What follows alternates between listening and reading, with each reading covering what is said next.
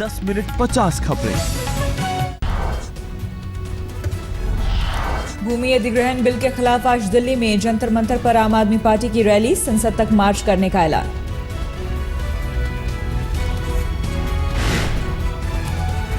जंतर मंतर पर सुबह 11 बजे शुरू होगी रैली। दिल्ली के मुख्यमंत्री अरविंद केजरीवाल मोदी सरकार के खिलाफ खोलेंगे मोर्चा। रैली में भीड़ जुटाने के लिए आम आदमी पार्टी ने की तैयारी। पोस्टर और बैनर के जरिए लोगों से बड़ी संख्या में जंतर मंतर पहुंचने की अपील।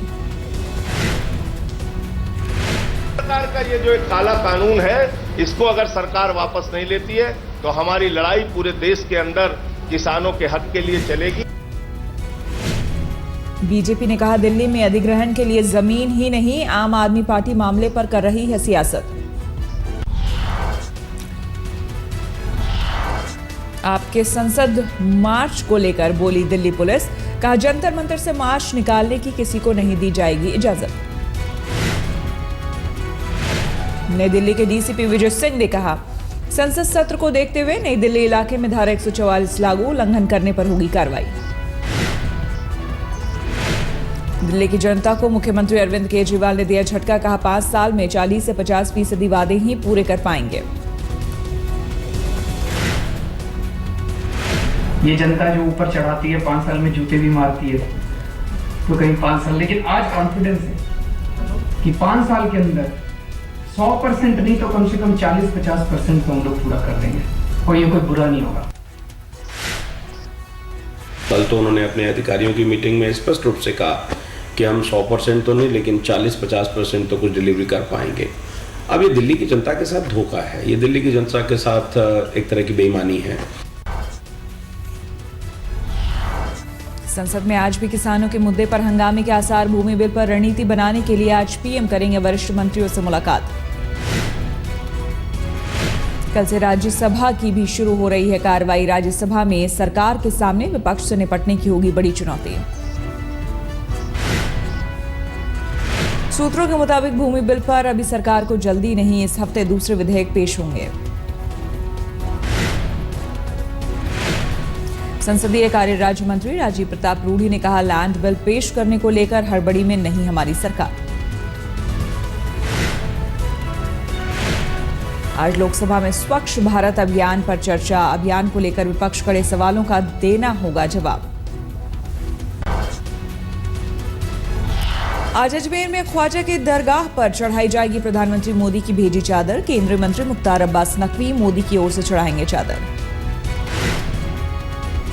मोदी ने मंगलवार को केंद्रीय मंत्री मुख्तार अब्बास नकवी को सौंपी थी चादर। आज सुबह करीब 10 बजे पीएम की चादर लेकर ख्वाजा के दरबार पहुंचेंगे नकवी।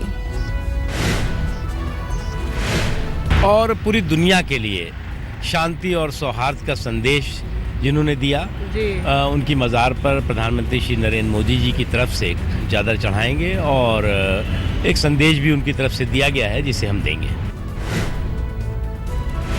सूफी संत ख्वाजा मोइनुद्दीन चिश्ती के 803वें उर्स के मौके पर प्रधानमंत्री ने भेजी चादर। मोदी का संदेश भी पढ़कर सुनाया जाएगा।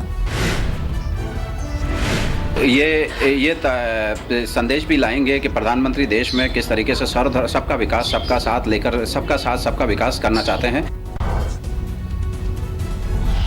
फतेहपुर मस्जिद के शाही इमाम मुफ्ती मुकर्रम ने कहा, मोदी का कदम सराहनीय है, लोगों के बीच अच्छा संदेश जाएगा। कि ये उठाया गया एक कदम उनका देर से ही सही लेकिन अच्छा कदम है और इसका जरूर उनको फैजान मिलेगा। कांग्रेस अध्यक्ष सोनिया गांधी की तरफ से भी ख्वाजा के दरगाह पर चढ़ाई जाएगी चादर। कल सोनिया की ओर से कांग्रेस नेता सचिन पायलट चढ़ाएंगे चादर। मंगलवार को पूर्व प्रधानमंत्री अटल बिहारी वाजपेयी की ओर से ख्वाजा को चढ़ाई गई चादर। वाजपेयी के सहयोगी शिव कुमार ने मजार पर पेश किए चादर। सोमवार को अमेरिकी राष्ट्रपति ओबामा की ओर से ख्वाजा के दरगाह पर चढ़ाई गई थी चादर। अमेरिकी राजदूत रिचर्ड आर वर्मा ने दरगाह पर कमेटी की सौंपी थी चादर। दिल्ली के बाद अब नागपुर में भी संजय जोशी के समर्थन में लगे पोस्टर के जरिए संजय जोशी की घर वापसी की मांग। पोस्टर में लिखा गया सबका साथ सबका विकास, फिर क्यों नहीं संजय जोशी का साथ। नीचे लिखा गया होती है सबसे मन की बात, फिर क्यों नहीं करते संजय जोशी से बात। वित्त मंत्री अरुण जेटली आज राज्यों के वित्त मंत्रियों के साथ करेंगे बैठक। जीएसटी के मुद्दे पर आम सहमति बनाने की कोशिश। मौजूदा सत्र में जीएसटी संविधान संशोधन विधेयक पारित कराने की कोशिश में सरकार। गैर बीजेपी शासित राज्यों के वित्त मंत्रियों से समर्थन जुटाने की कोशिश। दिल्ली की तरह झारखंड में भी भ्रष्टाचार के खिलाफ जारी की जाएगी हेल्पलाइन नंबर। झारखंड की बीजेपी सरकार ने लिया फैसला। आप सांसद धर्मवीर गांधी को पार्टी नेतृत्व के खिलाफ बोलने की सजा, अब उनकी जगह लोकसभा में भगवंत मान बने पार्टी के नेता। जीतनराम मांझी से हाथ मिला सकते हैं आरजेडी सांसद पप्पू यादव, कहा अगर मांझी जी अकेले चले तो मैं उनके साथ। नहीं, ये जीतनराम मांझी अब यदि जमात को आप नहीं ला पाइएगा, कुनबा आपका टूटता जाएगा, तो आप सांप्रदायिकता को चैलेंज नहीं कर सकते हैं। मध्य प्रदेश के बैतूल से बीजेपी सांसद ज्योति धुर्वे के बेटे पर जानलेवा हमला, सांसद का घायल बेटा अस्पताल में भर्ती। पुलिस ने 5 आरोपियों को गिरफ्तार किया। पीएम मोदी के गोद लिए गांव जयापुर के डाकघर में लगा ताला, ग्रामीणों ने खुद जड़ा ताला। गांव के शख्स की जगह किसी और को नौकरी देने पर गुस्सा।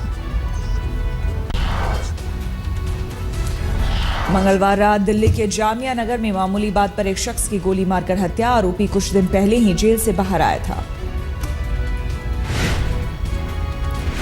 अंबाला में सामने आए एक छात्र पर तलवार चाकू से हमले का वीडियो, 50,000 की फिरौती के लिए बेरहमी से पिटाई की।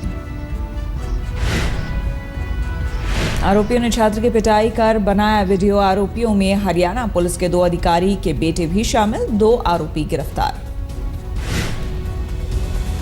रांची में दर्दनाक सड़क हादसा, 2 बसों की टक्कर में 5 लोगों की मौत। हादसे में 25 यात्री घायल, मरने वालों में 4 महिलाएं और एक बच्चा भी शामिल। मुरादाबाद संभल हाईवे पर रोडवेज की वारदात, बाइक सवार ने कार चालक की जमकर की पिटाई, कोई मदद के लिए नहीं आया आगे।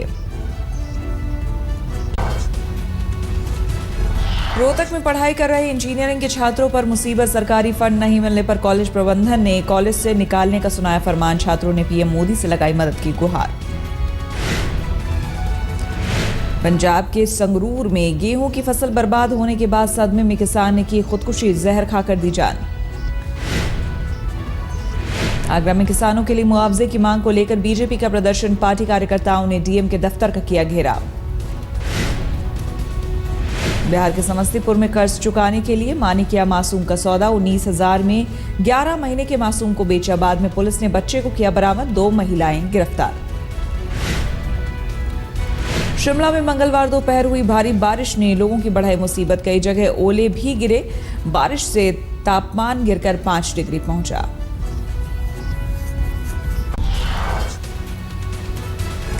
आईपीएल में पंजाब ने रोका राजस्थान का विजय रथ, रोमांचक मुकाबले में टाई होने पर सुपर ओवर में 9 रन से हासिल की जीत।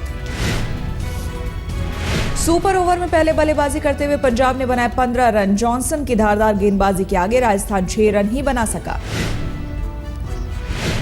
अहमदाबाद में हुए मुकाबले में राजस्थान ने पहले खेलते हुए 6 विकेट पर बनाए 191 रन। पंजाब ने भी इतने ही विकेट खोकर 191 रन बनाए। पंजाब की जीत में हीरो रहे शान मार्श, पहले 65 रनों की खेली तूफानी पारी, बाद में सुपर ओवर में जड़े 3 चौके। आईपीएल में आज 2 अहम मुकाबले, पहले मुकाबले में विशाखापट्टनम में हैदराबाद और कोलकाता में भिड़ंत, अपने घर में चेन्नई से भिड़ेगी बैंगलोर।